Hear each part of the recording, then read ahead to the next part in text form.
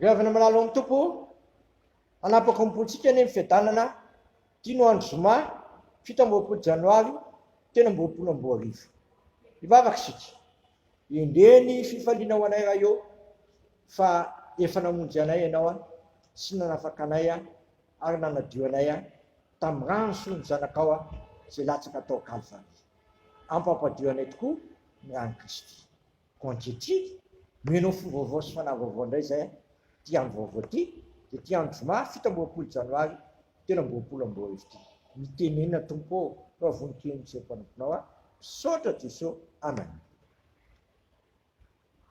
Dia ho vakitsika ny anjara mofinaina antsika amin'ity andro an'ity. Asan'ny apôstôly toko 17 raisina 12 ka hatramin'ny fahaika amin'ny 30. Asan'ny apôstôly toko 17 12 ka hatramin'ny fahaika amin'ny 30 amin'ny anaran'i Jesosy. Ary Paoly nitsangana teo voan'ny Areopago ka nanao hoe: "Ry lehilahy Ateniana, hitako fa amin'ny zavatra rehetra dia fatra-pivavaka amin'Andriamanitra reo indrindra ianareo, fa raha nandeha aho ka nandinika izay zavatra ivavahanareo, dia nahita tantara anankiray misy izao soratra izao: ho an'izay Andriamanitra tsy fantatra, koa izay ivavahanareo kanefa tsy fantanareo dia izany dinika aminareo. Dia Andriamanitra izay nanao izao tontolo izao sy ny eo amin'ny rehetra, izy ny tompon'ny lanitra sy ny tany, ka tsy mba mitoetra ao anaty tempoly natao tanana, sady tsy mba tompon'ny tanan'olona toa mila zavatra, fa izy ihany no manome izao rehetra izao aina sy ofinaina ary zavatra rehetra. Any firenena rehetra avy amin'ny ray ihany dia namponeniny ambony tany rehetra, ary efa nitendreny ny fotoan'andro sy ny faritry ny fonenany. Mahitady an'Andriamanitra izy raha tahiny atsapa ka hita azy. Kanefa tsy mba lavitra antsika rehetra izy, fa izy no velomantsika, sy etsentsika sy ary ainatsika, araka nataon'ny mpanao tononkira sasany teo aminareo hoe fahaterany koa isika. Ary satria teraka Andriamanitra isika dia tsy mety raha amin'ny fomba an'Andriamanitra no ataontsika ho tahaka ny volamena, volafotsy, vato voasorotry ny fahaizana aman-tsain'olombelona.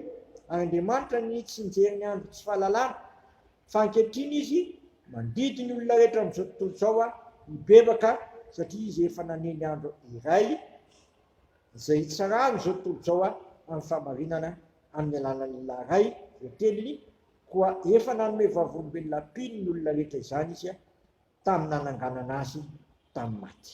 Masolo manamasinana amin'ny fahamarinana, ny teninao ny fahamarinana. Amen. Eto amin'ity lahatsoratra masiny ity dia tena sahaza ho azy, sahaza anao izao tenin'Andriamanitra izao. Lazaina fa Andriamanitra no manome izao rehetra izao aina, fifinaina ary ny zavatra rehetra. Raha dika miteny hafa zany dia izao hoe zay zavatra hita amin'ny masontsika, manomboka ny tenantsika, manomboka ny fifinaintsika sy manodidina antsika rehetra dia fanomezan'Andriamanitra avokoa. Tenanao, fifinainao, zao hita amin'ny masonao izao, fanomezan'Andriamanitra. Ny vadinao, ny zanakao, ny andro fivelomanao, izy no manome izany. Azay soratra masina tsisy mahay mampieny na mampitombo ny andro fivelomana. Tena fanomezan'Andriamanitra izao rehetra. Inona no tokony atao sy ny ataonao dia misaotra n'Andriamanitra sy midera azy mandrakariva ary manome voninahitra azy amin'ny ataontsika rehetra. Faharoa manaraka izany, ambarany koa fa ny Andriamanitra io tsy lavitra antsika, fa izy no etsentsika, izy no ivelomantsika, izy no iainantsika. Koa natrehan'izany dia mbola tsy resy lahatra ny venao fa eo am-pelatanan'Andriamanitra ny fiainao sy ny fiainanao sy ity zao tontolo izao ty. Fa eto dia tsy mijery ny andro sy fahalalana izy, fa zao andro ankehitriny izao didina izasy ianao, hiala amin'ny ratsy fanao, hiala amin'izany Andriamanitra tsy izy izay fony tananao amin'ny alalan'ny fomba n'olombelona ireny ataon'izao ataon'izao, vonin-tsaina sy ny rehetra tsy zany ny Andriamanitra fa ny Andriamanitra ao dia manatona anao, manakaiky anao nampiseho sy nanambara ny tenany taon'i Jesosy Kristy ary sy hita taon'ny soratra masina. Jesosy Kristy rahateo fa niteny zay nahita azy dia nahita an'Andriamanitra ray. Tsy misy makana amin'ray raha tsy amin'ny alàna. Tsisy malala an'Andriamanitra afa-tsy Jesosy Kristy zay toatratra ny ray izy ny manambara azy. Efa natolotra Andriamanitra ho azy avokoa ny zavatra rehetra ary izy no malala ny zavatra rehetra.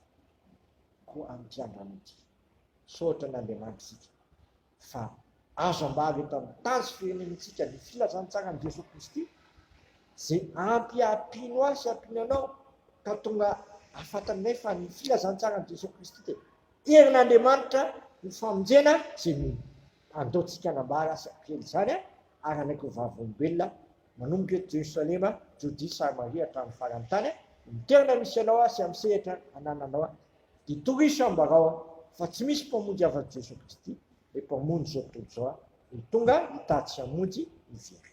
Amen. Dia sy mankasitraka anao zay raha io fa tsy manafianinao anay ny anananay ny famonjena amin'ny alàna zanakao. Jesosy Kristy tokoa no fiainanao anay, Jesosy Kristy no famonjenao anay, ary Jesosy Kristy no afitra ny fatanay ary tsy ho anay ihany fa ho sekosekoa. Koa ataovy manaiky man'izay fa tsy misy mpamonjy afa-tsy ianao ary efa manaiky anao zay dia atao vavolombelona matoky amin'ny ataonay ma tsy tenenana raha tsy nanaranao amin'ny ataonay rehetra dia ampandehandro zay anambara ny filazantsara amin'ny olombelona rehetra sy ny olona manontolo.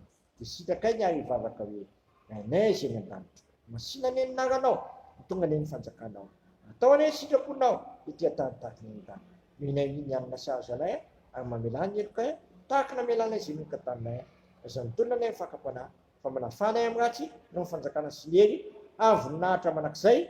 Amen. Tanterahany avy indrindra amintsika anie zay todrano tononona minaray zanaka fanamaso zao isan'ny fonona sy fanantenana ary fitiavana izany. Fiadanana ny eo amin'ny rahalahy fitiavana mamifona avy amin'Andriamanitra ray sy Jesosy Kristy tompo ny fahasoavana ny eo amin'izay rehetra tian'i Jesosy Kristy tombontsika amin'ny fitiavana tsy mety lena. Matoky izay miantso anareo sady izany nanosy zany voninahitra ny eo an'Andriamanitra rerany amin'ny anaran'ny ray zanaka fanamasina. Amen.